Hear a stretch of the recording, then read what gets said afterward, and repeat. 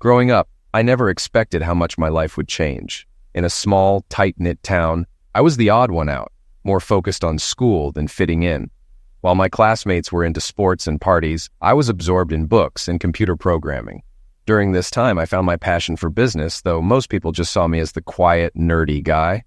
Despite my shyness, I couldn't ignore Beverly, the girl everyone admired. She was everything I wasn't: confident, popular, always in the spotlight. I never imagined we'd connect. But life has a way of surprising you. Years later, that untouchable girl became my wife. To understand this, you need to know a bit about me. I'm Cliff Chandler. In high school, I was labeled a nerd. Beverly, whom I now call Bev, was the head cheerleader and prom queen, practically royalty in our school. She was dating Buster Snipes, the football captain, and though I thought he was a fool, they made a striking couple.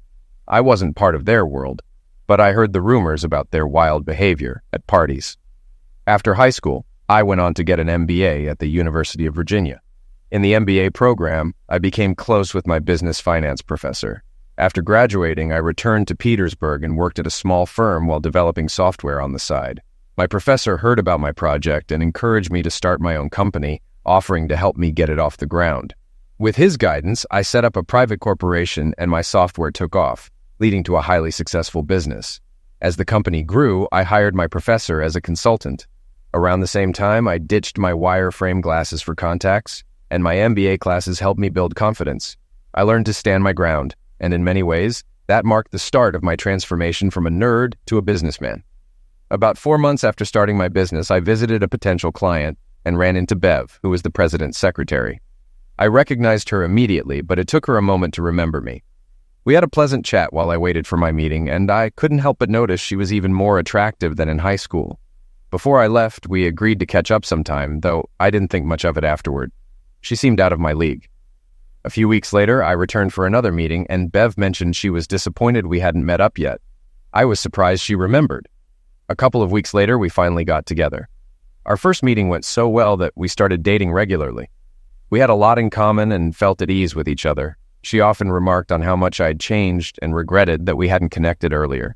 Though we didn't have sex, she introduced me to new sensations and wanted me to take her to bed, but I was raised to avoid premarital sex. We got married 7 months later. During our time together, she made it clear that she wasn't a maid, but I didn't mind. I couldn't believe someone like her would be interested in me. We had an early afternoon wedding, and our wedding night was planned in San Francisco, with a honeymoon in Hawaii the next day. That night, as a maid, I experienced a whole new world of closeness. On the flight to our honeymoon, we even joined the Mile High Club. Once we arrived, the cab ride to the hotel was anything but ordinary, as Bev couldn't keep her hands off me. I was overwhelmed by this new sexual experience, feeling both embarrassed and intrigued by emotions I had never encountered before. When we got to our room, we showered together. She emerged a little later wearing a sheer nightgown that left nothing to the imagination. She lay on the bed and, in a soft voice, said, "Sweetie, this is our wedding night. It's time to consummate our union." Our first time together was intense. We spent most of the night having sex and nearly missed our flight to Hawaii the next morning. Exhausted, we slept through most of the flight. I won't go into details, but during our 2 weeks in Hawaii, we had a lot of sex. By the end of our honeymoon, I felt like I had become an expert. I wondered why I'd never thought about sex before. Bev's experience was clearly not from books or movies, but her past didn't bother me. During our first year, Bev told me about her relationship with Buster. They had been serious, but after graduation, she realized he wasn't going anywhere. He ended up working in construction, got caught stealing, and became known to the police. Eventually, he moved to Philadelphia, and she lost track of him. Life was great for us until about a month ago. Our 10th high school reunion was approaching. I wasn't too interested in going, but Bev was excited to reconnect with old friends. Many had moved away, married, or disappeared, so we decided to attend. We sent in our RSVP with the reunion fee. The committee rented a ballroom for the event, and each class had a hospitality suite.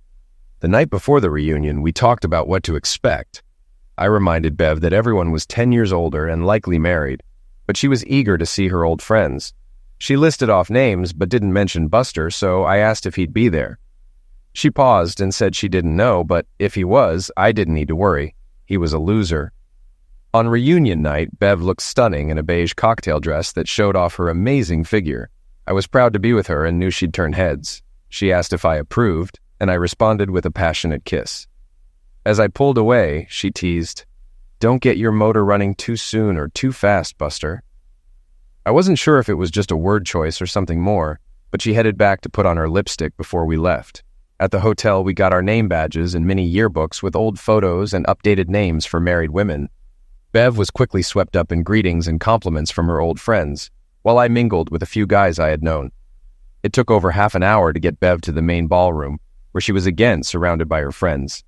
I shuffled around until the dinner call was made. I glanced through the yearbook and didn't see Buster's picture, which was a relief. Some people who couldn't attend had sent notes and paid the fee to support the reunion. When Bev asked if she could sit with her old friends, I was disappointed but didn't say so. I ended up at a table with other spouses, far from Bev. Dinner was dull, and I remembered why I hadn't wanted to come. After some speeches and a toast, the bar and dance floor opened. I heard a commotion near Bev's table and saw Buster step up to her. She threw her arms around his neck and gave him a kiss.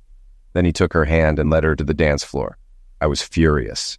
I walked onto the dance floor, tapped Buster on the shoulder, and said, "The first and last dance belongs to the spouse." Bev gasped and said, "Honey, you remember Buster, don't you?" I replied coldly, "Yeah, I remember. This dance is mine." Buster, not recognizing me from school, reluctantly stepped aside. After he left, Bev criticized me for not being friendlier. I realized Bev had been drinking a lot. I apologized, but told her I never liked Buster, and that hadn't changed. I added, "You ditched me before dinner, and now you're jumping into someone else's arms. Am I just extra baggage tonight?" She smiled, apologized, and said she just wanted to catch up with old friends. "We have a lifetime together," she said. "Don't rein me in too tight." I wasn't happy, but we finished the dance. I told her to have a good time, but asked her to ease up on the drinking. She promised to save some dances for me, but seemed annoyed and said, "Don't be a stick in the mud. I know how to handle my booze." I sat alone, frustrated, when I heard a familiar voice behind me. It was Penny, an old classmate. We talked briefly, and she warned me to keep an eye on Bev and Buster. I reassured her that I trusted Bev, but she advised me to stay alert. After Penny left, another old friend, Glinda, approached. We danced and caught up, but when I glanced at the dance floor, I saw Bev and Buster dancing far too closely. I excused myself, went to cut in, and Buster snarled at me, telling me to get off the floor. Bev, clearly drunk, giggled as he shoved me. His old teammates moved in, and I realized I was outmatched, so I backed off. Later, Penny came over and told me Buster was angry after realizing I was the nerd from school. Bev, drunk, was joining in on jokes at my expense. I was quietly seething. When Buster stepped away, I asked Bev to dance, hoping to defuse the situation. She loudly refused, and when I suggested we go home, she snapped, "I'm not ready to go yet, so piss off." As I reached for Bev, one of Buster's buddies grabbed my arm and slurred, "Bev said she's not ready. What didn't you get?" Now, 3 of Buster's friends surrounded me. I tried again. "Bev, it's time to go." 2 of them grabbed me and threw me across the dance floor, knocking down 2 couples. The crowd, used to Buster's bullying, just stepped aside. Meanwhile, Bev laughed and pointed at me, saying, "Go sit down until I'm ready. I'll tell you when it's time to leave." Buster and his gang took over the dance floor, and nobody dared to intervene. I knew I had no support to confront them, so I accepted an invitation to sit with Penny, Glinda, and their husbands. I couldn't bear watching Bev and Buster anymore, so I turned away, trying to enjoy the conversation. I told them, "I didn't expect to see Buster here. Bev was sure he wouldn't show." Penny gasped, "You didn't see the last mailing? Buster's name was listed, but he hadn't paid for the dinner or reunion. He must have hitched a ride." My stomach knotted as I realized Bev had lied about doubting he'd show up. After 1 a.m., Penny returned with bad news. "There's action in the hospitality suite, and you're not going to like it." I stood, but Penny grabbed my arm. "Cliff, don't go. You'll just get hurt," I replied. "That's my wife. I can't just sit here." I rushed upstairs and barged into the suite. What I saw made my blood boil. Bev was provocatively dancing with Buster, her dress up around her hips, underwear gone. Buster had no pants on either. The crowd was chanting, "Go, Buster, go," as they danced suggestively. I moved toward them, but 2 of Buster's friends grabbed me. The dance stopped, and Buster sneered, "Well, if it isn't our favorite nerd riding in to save the fair maiden." Everyone laughed. Buster taunted, "If you want her, come and take her." His friends shoved me toward him, and Buster punched me hard in the stomach, knocking the wind out of me.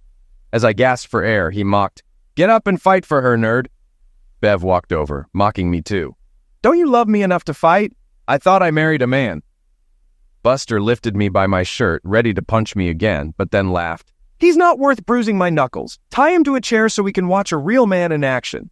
They tied me up, and the crowd cheered as Bev began undressing. I screamed, Bev, stop! Let's go home! Buster sneered. This is what a woman needs, not someone like you.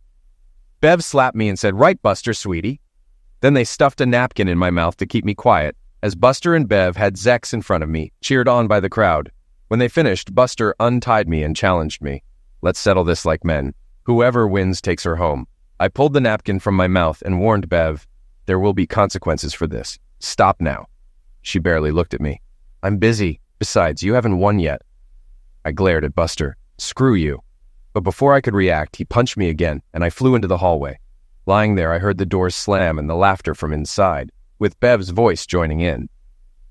I staggered to my feet, cleaned up in the restroom, and returned to the ballroom. Most guests had left or were leaving, but Penny and her husband were still there. As soon as she saw me, Penny hurried over, concerned. Cliff, I'm so sorry. I had a feeling this would happen with Buster around. He didn't book a room and may try to bring Bev home with him, and probably Jimmy too. At that moment, I solidified my plan. I'd overheard them discussing going to Jack's house after the hotel.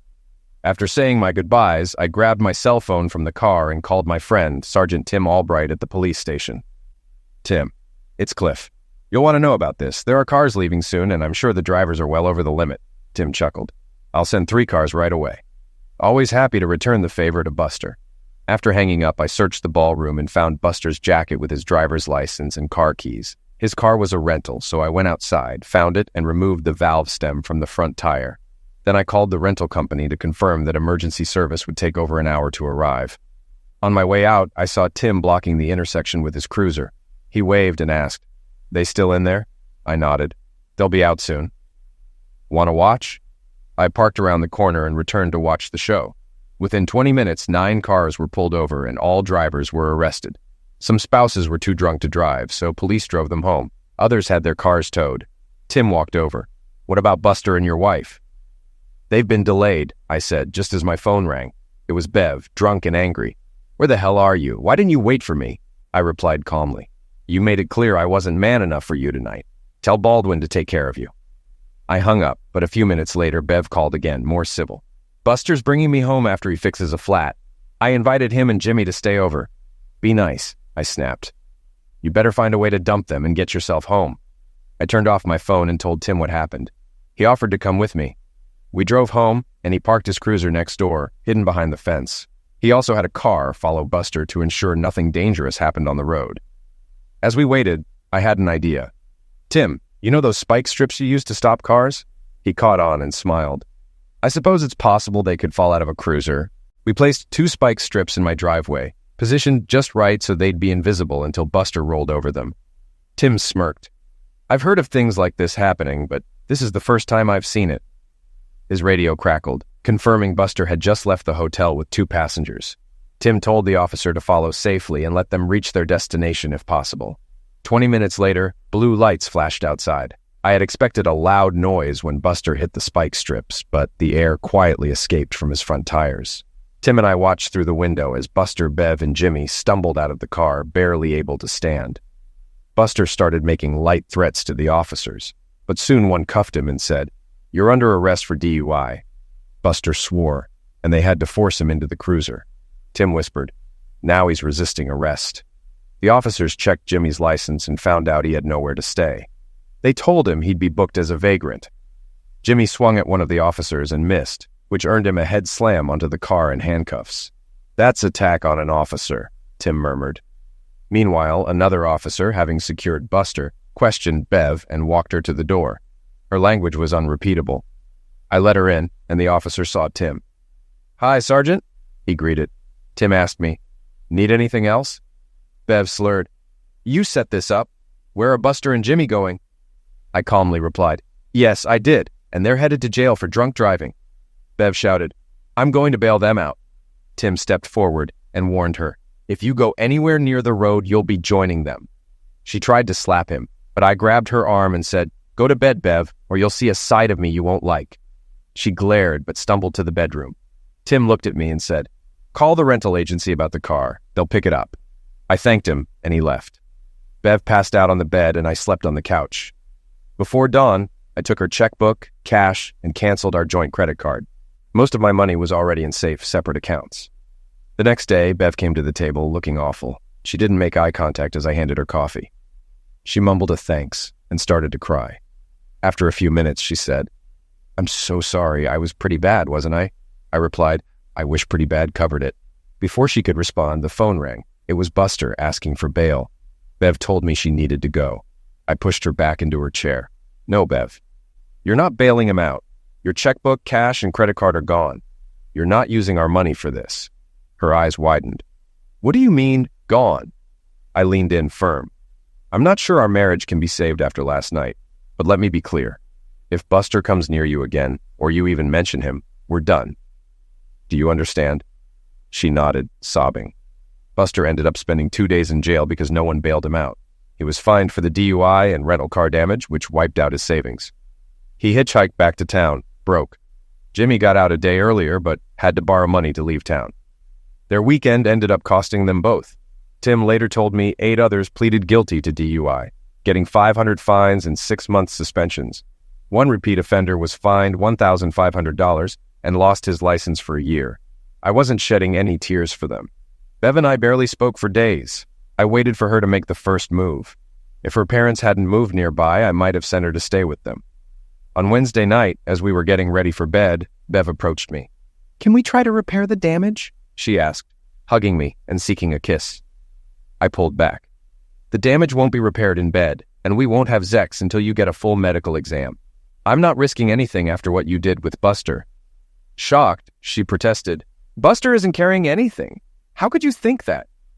I stared at her. "People who sleep around tend to pick things up. You acted like a courtesan. Get checked before you spread anything, and you'll see Dr. Matthews for certification." She begged to go to someone else, but I insisted. She cried all night. The next day, she hugged me, apologized, and said she'd gone to Dr. Matthews. Results would be back the next day. After dinner, she admitted, "I've been thinking a lot about last weekend. I'm sorry. I know you said not to mention him, but you know who I mean. We were lovers in high school, and Saturday night wasn't the first time something like that happened." I interrupted, "Why did you lie to me about Buster being there?" She hesitated, then admitted, "I was afraid you'd refuse to go if you knew he'd be there." I glared. "You knew what would happen at the reunion, didn't you? You planned it." She flinched, then confessed, "Cliff, you knew who I was before we married. I've always loved Zex, and I still want it with other people." Her words hit me hard. I asked, "How long have you been screwing Buster? Since we got married?" She insisted this was the first time since high school. I sat in silence, feeling sick. "Bev, you've told me more than you think. I won't press further now, but understand this. If you want to have Zex with others, ask for a divorce. Our vows are not negotiable." Sobbing, she said, "Cliff, you don't understand." "No, Bev," I replied. "You don't understand. If you can't stay faithful, we can't repair this." I reminded her that our plans to start a family were on hold indefinitely. "We have a lot to fix first, and I'm not bringing children into this mess." She apologized again, crying, and begged for a chance to make things right, suggesting that having a family would help. I told her firmly, "We can try to fix this, but I don't trust you, and we are not starting a family now." She was beginning to grasp the depth of the damage she had caused. Over the next few weeks, we had several discussions and set benchmarks to track our progress. Over the next year and a half, things improved. One thing that surprised and reassured me was that after our argument following the reunion, Bev never mentioned wanting to have Zex with others again. About a month ago, we started talking about having a family, and I began to feel hopeful. But the memories of that night still lingered, and I questioned whether I could truly move past it. I knew I had to protect my interests and ensure I had a way out of the marriage without financial loss, just in case. Every 4 to 6 weeks, Bev started spending a few days with her parents. We agreed she'd call me at 9 p.m. each night. She was a way to stay connected. I liked that this arrangement gave her time with her family while we still had our weekends together. Since I couldn't join her, I gave her $200 each trip to take her parents out. Bev seemed refreshed after each visit, enjoying her time with her parents and reconnecting with old friends. On her last trip, I had some free time and decided to call her. When her mom answered, I asked for Bev, but her mom told me she was at a slumber party at Janice's house and wouldn't be back until morning. I was surprised. "Isn't it kind of early for a slumber party?" Her mom explained that Bev and her friends often got together and sometimes stayed overnight. Then she added something odd. Bev hadn't taken them out in a long time. This confused me since I'd given Bev over $1,000 for that very reason. I called Bev's cell, but it was off. When she finally called later, I asked why she hadn't mentioned the slumber parties. She replied that it hadn't seemed important. When I asked about her phone, she said the battery had died and she left it charging at home. Her answers didn't sit right with me, and I couldn't shake the feeling something was off. Later, I realized I didn't have Janice's number, so I picked up my phone to call Bev's cell again by accident. To my surprise, Bev answered. Startled, I disguised my voice and said, "Mabel?" She replied, "You must have the wrong number," and hung up. The alarms in my head were getting louder. Something was definitely going on. She was lying about the cell phone, and I started to wonder what else she might be hiding. When Bev returned, things seemed normal, but I was now suspicious about her visits to her parents. The story about the hen parties felt weak. We usually shared everything, and I couldn't believe she wouldn't mention these gatherings unless she was hiding something. I concluded the parties were a cover for something she didn't want me or her parents to know about. I began asking more about Janice, whether she worked and how she hosted these parties. Bev said Janice worked, but someone had a key, and the group often met at her house after work. Sometimes they went out for dinner or ordered takeout. When Bev told me about her next trip to see her parents, I decided to take time off and do some snooping. I told both Bev and my coworkers that I had business in Chicago and would be unreachable except by cell phone. Bev left on Tuesday morning, planning to return Friday evening. I gave her a vague story about meetings with clients and moving between hotels. Before she left, she asked if she should take her parents out like usual. I was suspicious again, wondering if she really was taking them out. So I told her I didn't have cash and suggested she put it on her credit card. She frowned and said, "Maybe we just won't go out this time." I wished her a safe trip and later rented a car to follow her. I checked into a motel near her parents' house, conveniently located so I could see her comings and goings. That night, nothing happened. Bev made a quick trip to the pharmacy and came back home. She called at 9 p.m. as planned, and we had a normal conversation. When I asked if she'd have her hen party, she laughed and said yes, they'd get together the next night. Since her last trip, I had gotten Janice's address and phone number. I learned from Bev's mom that Janice had a short, failed marriage and worked at a bank. On Wednesday, I saw Bev leave her parents' house and followed her to Janice's. There were 2 cars parked outside. One was a Camry, and the other was an old Ford with Pennsylvania plates. I thought I saw Janice and a male figure greet Bev as she arrived. I parked at a nearby barn where I could observe without being seen. After picking up a quick meal, I settled in and watched the house. Nothing more happened that night, and I stayed hidden, waiting for answers. At 9, Bev called as usual. There were no background sounds, and she said she was at Janice's with her girlfriends. Something felt off. There were no other cars, and I hadn't seen anyone arrive. Either they were dropped off while I was at the truck stop, or no one else had come. As we were about to hang up, I asked, "How many of you are there?" She lightly replied, "It's not a hen party, but there are usually 6 or 7 of us. Tonight, only 2 others came." Her answer matched what I had seen, so I settled in for the wait. Around midnight, I walked closer to Janice's house, but didn't hear anything, which made sense if there were only a few people. After listening for a while, I returned to my spot. At 2 in the morning, I saw some movement. Bev and another person walked to her car and stood there for a few minutes, though it was too dark to see much. Bev eventually drove off, but no one else left the house. Odd. Back at the motel, I saw her car, confirming she was home. The next day, I drove by Janice's house and noticed the Camry was gone. Assuming it belonged to Janice, I checked the bank parking lots and found it there. I didn't learn much, but decided to stake out Janice's house early that day. Around 3:30, I set up in the thicket again. It was a nice day, and I had a book and a picnic supper to pass the time. Shortly before 6, the Camry returned, and a woman went into the house. I regretted not having binoculars. Later, I heard a car door slam and saw the old Ford leave. I could only make out a man driving, likely the same one I had seen the night before. Then, I noticed a man and a woman on the porch, adding to my confusion. By 7, the lights were on at Janice's, but no one else had arrived or left. Unsure of what was happening, I debated staying or going back to the motel. I figured I could spot Bev's car if she headed back to Janice's. Something was clearly going on. When I arrived at the motel, I was shocked to see Bev's car parked next to the old Ford from Pennsylvania. I sat for a few minutes trying to process it. A horrible thought crossed my mind, so I checked the Ford and found it unlocked. Inside, it was a mess. Trash, clothing, and food wrappers everywhere. I opened the glove box and found the registration. My heart sank. The car was registered to Baldwin Snipes. Buster was here. Bev was with him again. As always, I'm quick to make a plan before acting. When I spotted Buster's wallet on the passenger seat, it all came together. I took his driver's license, a few cards with his name and the registration, then tossed the wallet back. Next, I unlocked Bev's car with my spare key, found her purse, and took her driver's license and credit card. While grabbing her wallet, I found a box of rubbers with several missing and a receipt from the day before, confirming what I'd suspected. Her cell phone was missing too. After putting everything back, I locked the car and went to my room. In my room, I called a college buddy in Pennsylvania and explained the situation. I gave him Buster's license, registration info, and phone number, and asked him to call the Pennsylvania State Police from a payphone, pretending to be Buster and reporting his car stolen. My friend was happy to help. Then I checked Bev's credit card account online. There was a motel charge from earlier that day and a $200 cash advance from the day before. It seemed she was paying Buster to sleep with her and even providing the rubbers. I also found a similar charge from a different motel a couple of months ago. Since this was Bev's card and she managed it, I hadn't paid much attention to it. She'd complained about the $1,000 limit, but never made a big deal. I don't think she knew I had access to all our accounts.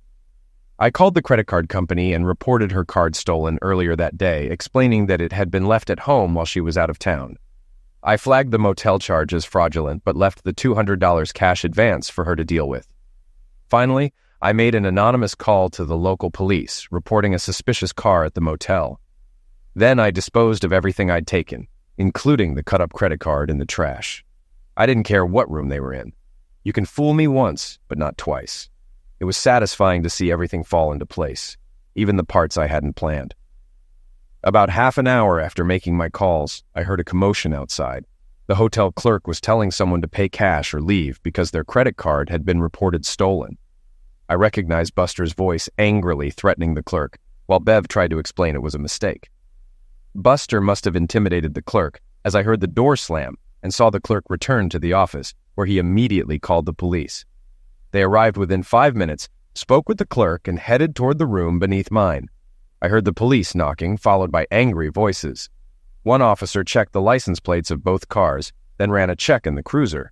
Soon after, I saw Bev and Buster, handcuffed, being led to the police car.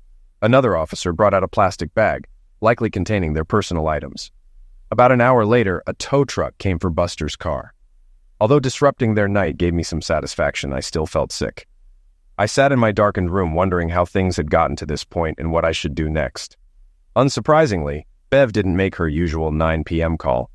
I left a message on her voicemail, expressing concern. Around 10 o'clock, I saw her dad leaving the house in his car, but couldn't tell if her mom was with him. I called her mother, but there was no answer, so I left a message asking her to have Bev call me when she got home. This part was the hardest for me. I had gotten really close to Bev's parents, especially her dad. He once told me how glad he was to have me as a son-in-law and how much he appreciated my positive influence on Bev. He also shared that he and Bev's mom had gone through a rough time with her during her last 2 years of high school. She was popular, but hung out with a crowd they didn't like. They had hoped she would graduate and go to college, but her grades were so poor she had to attend community college before eventually getting into a university.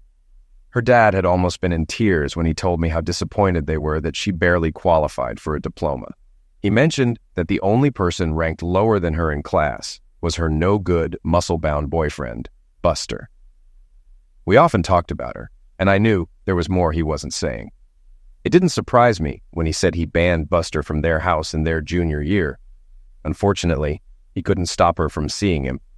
He had even considered early retirement and moving before her junior year, but now he regretted not following his instincts. Our marriage had been a bright spot for her parents. After finishing some emails, I decided I didn't want to stay until morning.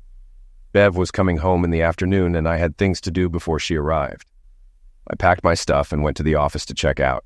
It was close to midnight when I was about to get into my car, and another car pulled into the lot. It was Bev's parents. They stopped behind Bev's car, and her mom, who I hadn't seen earlier, got out and went to Bev's car. With the doors open, I could hear Bev crying in the back seat, and her dad didn't sound too happy. Both cars left and headed home. As I drove home, I thought about what had happened. Yes, I was hurt beyond belief, but it was clear that what Bev really wanted was an easy life, and also an affair. I couldn't live with that. She had shown me this twice that I knew of, and probably more behind my back. I was foolish to think she had changed, or would change. By the time I got home, I had accepted reality. We were done. If she hadn't done this behind my back, I might have been more forgiving. But since she did, I figured that if I were generous, I'd only be benefiting that SOB buster. I decided to cut her off completely. Bev didn't know that there were photos of many of their escapades, some taken during the reunion.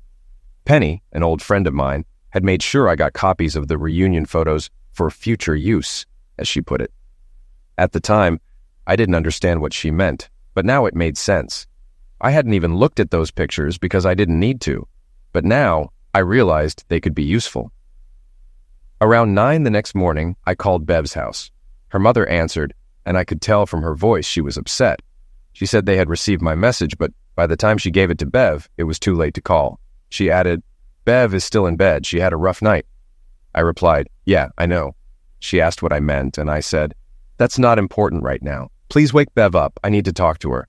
I'll call back in 15 minutes. Her mom started to say something, but I hung up. When I called back, her mother answered again and said, "Bev still isn't up yet, but she'll call you this afternoon before she heads home. She's not up for talking right now." I was trying to stay calm, but my patience was running out. I said, "Mom, Bev is supposed to be home this afternoon before dinner, not just leaving. Please go tell her right now that I know exactly what's going on, and it's in her best interest to come to the phone immediately." Her mom sounded unsure. "Cliff, please be patient.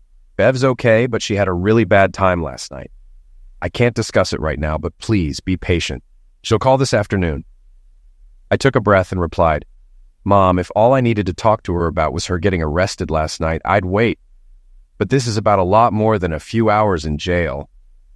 There was dead silence on the other end for a moment, and I wasn't sure if the call had disconnected. Then, in a low voice, her mom said, "Hold on," and went to get her. A moment later, I heard Bev scream, "What? How does he know?" Her mom said something I couldn't make out, and a few moments later, Bev got on the phone. She had regained her composure and said in an overly sweet voice, "Hi, honey, what's this? You told Mom I was in jail? Why would you say that?" I paused for a moment and then said, "Bev, please don't call me honey anymore. I'm sorry for bringing up the fact that you were in jail, but let's drop the act. Actually, I should have said you and your boy toy Buster were taken to jail. You've apparently been meeting and sleeping with him ever since your parents moved back near Philadelphia." There was silence. Finally, in a weak voice, she said, "I'll be home tonight. Can we talk about this then?" "Oh, absolutely not," I shot back. "Don't even think about coming here. There's nothing left to talk about.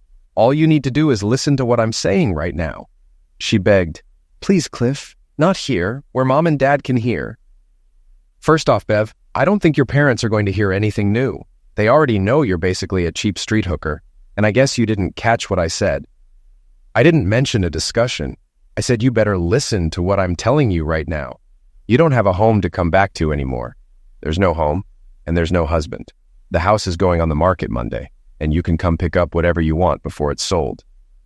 I continued, "Since I realized I couldn't trust you after the reunion, I refinanced the house. You can expect to get a share of the equity, but it won't be more than $5,000 to $8,000. Our savings account had about $5,000 in it, and half of that is yours." I could hear her start to stammer, but I kept going. "Just so you know, I paid myself a salary of $2,500 a month, and after the divorce, you'll get maybe $1,000 a month in alimony. And to be honest, I'll fight to pay you as little as possible. You can keep the car," I added, "but you'll need to take over the $525 monthly payments right away. There are only 34 payments left, and I won't be making any more." She started cursing at me, and when I mentioned alimony, she screamed, "You make way more than that. I'm going to sue for $10,000 a month in alimony."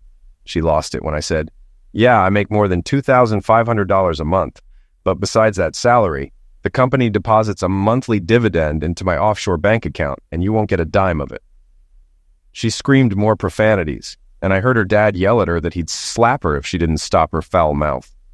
I calmly said, "I thought you didn't want your parents hearing all this. You've left me no choice but to file for divorce.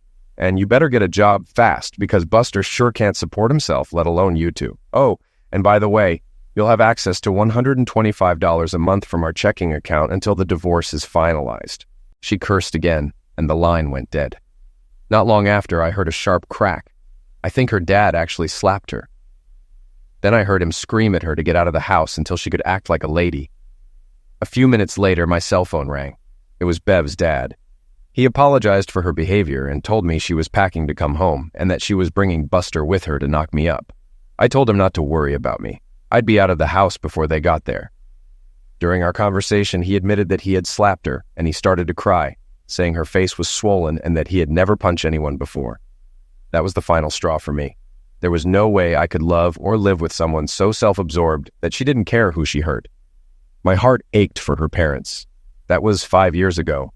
Looking at things now, I guess I have to admit that being a successful businessman doesn't erase my nerdy side.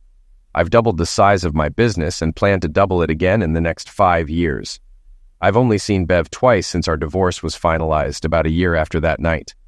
In the divorce, the judge gave her a little leniency because I hadn't disclosed all the financial information I was supposed to. But due to her blatant infidelity, the judge only awarded her 20% of what she could have gotten. She was awarded $800 a month in alimony until she remarried. Every year on our anniversary, I send her a check for $9,600 to cover the year's payments. I do it this way so I don't have to think about her constantly, and to remind her of what she threw away. When I look back at my short first marriage, I remember all the times Bev said she loved me. I've had to wonder many times, was it ever true? The night I ended things, as you know, both Bev and Buster were hauled off to jail. Bev was allowed to call her parents, and with some difficulty, they arranged bail for her. It wasn't easy to handle after 10 p.m. in a small town, but her dad managed to settle things with the motel, and she returned to court the following week. Any charges against her were dropped. Buster, however, spent 2 days in jail until they figured out that the stolen car report was a mistake. He was released on Monday. From the records I've gathered, and based on what Bev's parents told me, this wasn't their first rendezvous. In fact, it was at least the 12th. 7 happened before the reunion, and 5 more after. When I got home, I went through our credit card statements. Bev had kept them all neatly organized. I found 7 airline and hotel charges going back to shortly after we were married. All of them were for Philadelphia and matched up with trips I had taken out of town. On this last trip, Buster had even brought along his buddy Jimmy, who apparently hit it off with Janice. That night, they ended up having a quaternion. The next night, Bev and Buster wanted time alone, so Bev rented a motel room. Since Bev couldn't get Buster out of jail, she spent the next 2 days with Janice. When she returned to her parents' house, her father had kicked her out. On Monday, Bev came home with Buster. But by then, I had already moved all my personal belongings to an apartment and taken 2 weeks off for a vacation in Aruba. They tried to find me, and I'm sure Buster's main reason for coming with Bev was to knock me up. When they couldn't track me down, they trashed the house. They broke furniture, smashed windows, destroyed china, punched holes in the walls, tore down light fixtures, emptied the fridge and pantry onto the carpet, and even threw a chair through the glass shower. In short, they wrecked the place. The realtor called me Tuesday night to inform me of the damage. I told her to have it cleaned and repaired and to send me the bill. I would deduct the costs from Bev's share when we closed. In the end, the house cleared $12,000 after repairs, which cost about $4,000. I got the $6,000 I was owed, and Bev only netted $2,000. Bev tried to deny she trashed the house, but I had 3 neighbors who witnessed the destruction. She didn't fight the claim. When Buster and Jimmy returned to Philadelphia, they had been gone over a week, and both lost their jobs. They had to panhandle and sleep in Buster's car until they found work 2 weeks later. After getting new jobs, Buster became a ward of the state. He couldn't work construction anymore due to injuries from a coworker who was angry Buster had slept with his wife. After that, Buster worked at a telemarketing company. 2 weeks after the incident in Bev's hometown, I met her dad for lunch. He seemed nervous when we sat down. We had a pleasant meal, and after some small talk, he apologized for how things turned out. He repeatedly thanked me for trying to help Bev, and expressed how heartbroken he was when he found out what happened. He said Bev's troubles began when she became a popular, attractive young woman in high school, but gravitated toward the wrong crowd. He found out about her sexual activities late in her sophomore year, and despite his and her mom's efforts to talk to her, it didn't help. The biggest shock came when he told me that Buster had gotten her pregnant at the end of her junior year. They managed to keep the abortion quiet due to summer break. Bev never told me about the abortion. Her dad also revealed that she had been treated for an STD just before the next school year began. This was when he banned Buster from their house. He later learned the pregnancy and STD might not have been from Buster, though it likely was. He didn't realize until much later that Bev had become the high school bicycle. Bev's story is sad. 2 weeks after our breakup, and after Buster got a new job, she moved to Philadelphia to live with him and Jimmy. I don't know how she supported herself, but I can guess. 2 months later, she had another abortion. It wasn't mine since I had been using rubbers ever since we gave up on having a family. Ironically, I had been ready to start a family just before she betrayed me again. Whether it was Buster's baby or not, I believe it was. 6 months later, Bev left Buster around the time he was badly knocked by a coworker for sleeping with his wife. She returned to her parents' house and now works as a waitress at a local coffee shop. She's gained about 40 pounds and no longer looks like the cheerleader she once was. I've heard she's changed quite a bit, largely because her dad keeps her under strict rules. She's allowed to stay with her parents as long as she follows his guidelines. Most of this information has come from her dad. I don't visit them since Bev is still there, but her dad and I talk a few times a year. He called me yesterday and said he'd be in town soon and wanted to talk. He mentioned clearing the air about a lot of things. I'm not sure how I feel about that conversation, but it might answer some lingering questions. This week has been interesting. I met with Bev's dad and he told me more than I care about now. But he did surprise me with one thing. Bev had finally confessed to him that she had married me mostly for financial stability. She just couldn't tear herself away from Buster and the rough exhibitionist sex he offered. She told her dad she regretted letting sex and exhibitionism take over her life. When Buster got her pregnant for the second time while living in Philadelphia, she realized her mistake. She said she had been nothing more than a sex toy for him. He even pimped her out, giving her just enough money for groceries and booze.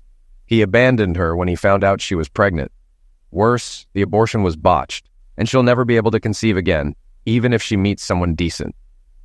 I hadn't realized Buster's knocking didn't happen in Philadelphia. It occurred after he moved to Atlanta following their breakup.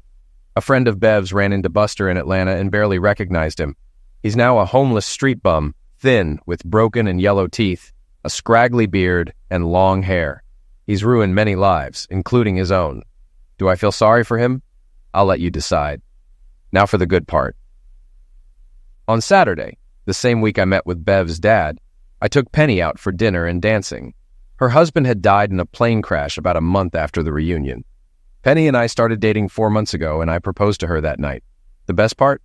She said yes. When we first started dating, she didn't think she wanted to marry again, but was glad to have companionship. I wasn't sure about a serious relationship either after what I'd been through. But after our 5th date, she invited me to dinner at her home, and I met her 2 kids. We hit it off, and I think that's when she reconsidered. She realized her children needed a father figure, and we found out we had a lot in common. By our 3rd month together, it seemed inevitable. She was still hesitant, but that Saturday night, I went all in, and she accepted. We married a few months later and just celebrated our 25th anniversary. We added a little boy to our family about 18 months after we married. I sold my business and retired 2 years ago. The kids are grown, and we moved to a beautiful home on Hilton Head Island. I rarely think about my past. Bev's parents passed away several years ago. It was sad, but also a relief. My talks with her dad were never happy and always kept the memory of my first marriage alive. I have no idea where Bev is now, and while it might sound heartless, I really don't care. Although I admit on rare occasions when she crosses my mind, I feel a little sorry for her. And yes, I have to acknowledge that in some strange way, she played a role in my transformation from a nerd to an average Joe. Maybe a little more adventurous than the average Joe. But after everything that's happened, I'm happy now. You can't imagine how much it means when Penny says, "I love you." And I know it's real.